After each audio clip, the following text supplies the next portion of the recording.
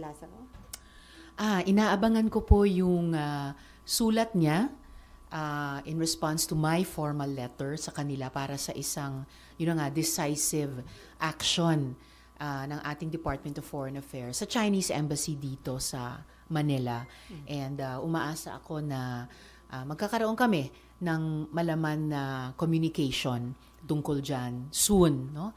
Kasi China is really the Chinese Embassy is being a bad guest here dito sa Pilipinas. Dapat mas magpakita sila ng respeto sa kanilang host country, sa atin.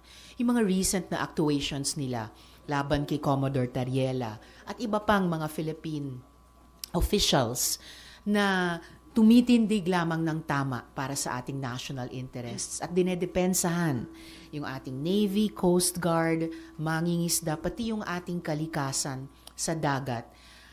Tuwing ito ay nilalabag ng China. Tama lang yon, no? On the part of Philippine officials, at ang pag-atake sa kanila ng Chinese Embassy ay paglabag, no, sa Vienna Convention on Diplomatic Relations. Kaya humihingi ako ng tugon mula sa DFA tungkol dyan. So ma'am, ano ba yung decisive action na dapat inasahan nyo na gawin ng DFA? Pwedeng i-call ng DFA ang attention ng Chinese Embassy dito sa Manila tungkol nga sa kanilang unacceptable na behavior at paalalahanan sila na mayroong Vienna Convention na dapat nilang ino-observe at hindi nilalabag.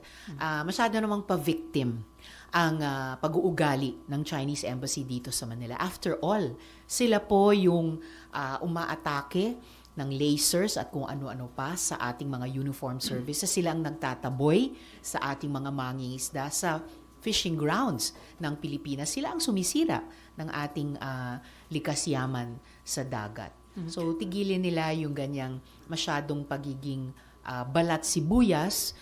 Samantala kami naman na mga nagtatrabaho at opisyal sa iba't ibang sangay ng gobyerno, magpapatuloy kami sa pagtataguyod ng ating pambansang interes at hindi kami pwedeng manahimik lamang. Hindi pwedeng manahimik lamang si Commodore Tariela, si Senator Kiko, si Rep. Laila at marami pa kaming mga iba. Hindi kami pwedeng tumigil at hindi kami titigil dahil lamang baka ma-hurt yung feelings ng Chinese Embassy. Hindi pwedeng tumigil at hindi pwedeng matakot, ma'am, na magsalita at kung pumuna. Bakit kami matatakot magsalita? Tungkulin namin magsalita kapag kailangang itaguyod ang interes ng Pilipinas at nating mga Pilipino at lalo na kapag nilalabag ang karapatang ito. Ma'am, are you a little bit disappointed sa DFA dahil wala nga silang agarang decisive action na ginawa tungkol dito? Hindi na ako nagkaroon ng pagkakataon na ma-disappoint dahil at least sumulat na ako kay Secretary Lazaro at umaasa ako na siya ay magpapadala rin ng formal na sulat at na magkakaroon kami ng direct communication tungkol dito. So, I am hopeful na tutugunan nila kung hindi man ay isinasagawa na ang isang tugon sa aking panawagan. Ano yung possible implication kung walang gawing aksyon yung concerned government agencies natin like the DFA? I don't think that's an option na pwedeng i-consider ng Philippine government, kahit aling branch sa amin. Dahil hindi lamang na may foreign government sa pamamagitan ng kanilang embassy dito na nagkakaroon ng social media and verbal attacks laban sa Philippine officials. Pero yun na nga, ako bilang miyembro ng legislative branch ay nanawagan na sa pinaka-responsible na executive department na pamunuan nila ang isang tugon ng gobyerno sa ganitong unacceptable behavior ng isang foreign embassy sa Pilipinas. How about the president? Dapat po ba siya maglabas din ng statement dito, ma'am? Well, nasa sa kanila yon. Pwede silang maglabas ng statement.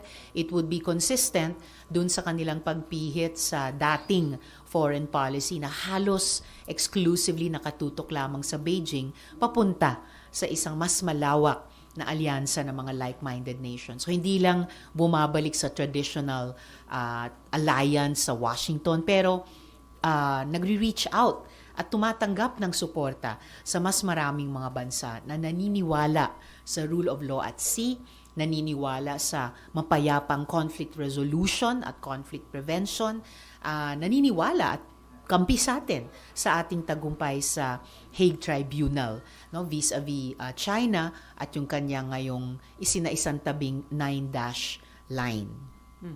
Any related question? Wala na.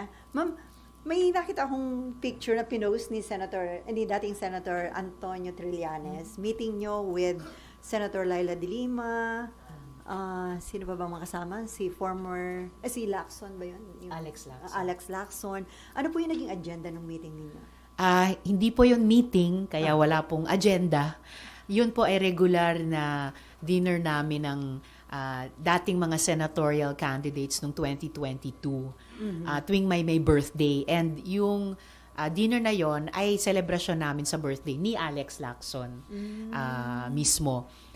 Tuwing Pasko din o New Year, nagdi-dinner kami these last 4 years. So masaya ako na sustain namin yon. So of course doon pwede naming pagkwentuhan kahit ano, no? Pero walang agenda kasi hindi po meeting.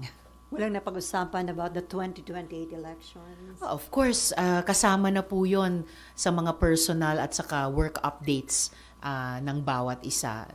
As I said, free-flowing lagi ang conversations namin. Kaya naglo-look forward ako sa mga dinners namin na iyon several times a year. So napag-usapan din yung mga current events, yung mga national issues na kinakaharap ng ating bansa, ma'am? Of course, lagi po. Kasi whether nasa gobyerno kami, tulad namin ni na Rep. Chel, Rep. Laila, or wala na, or wala sa gobyerno, tulad ng ibang mga kaibigan at kasama namin, lahat laging concerned sa ganyang mga issues. Ma'am, kayo actively nagpa-participate sa Blue Ribbon Committee hearing. Kayo ba'y kontento dun sa takbo na investigasyon? Kasi yung Minority Bloc naglabas ng report na parang nag-express ng disappointment, binabatikos, parang hindi sila kontento sa takbo ng investigation. How about you, ma'am?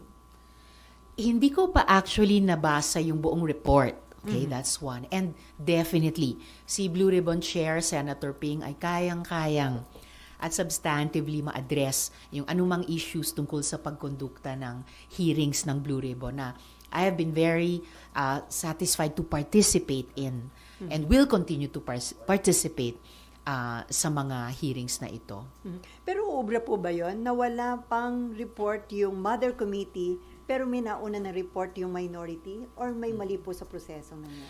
Well, that's a valid question kasi ang president na naalala ko, naalala niyo siguro nung nasa minority kami ni dating Minority Leader Coco Pimentel, nakapag-submit din kami ng isang minority report noon, 'di ba, doon sa sugar smuggling fiasco at ginawa po namin 'yon pagkatapos ilabas yung committee report ng Blue Ribbon noon at nabasa namin. And so our minority report was a comment on and a constructive criticism too at may proposals kami doon. So, nung panahong iyon, pinayagan ng Blue Ribbon Committee i-attach yung aming minority report dun sa committee report ng Blue Ribbon. Okay.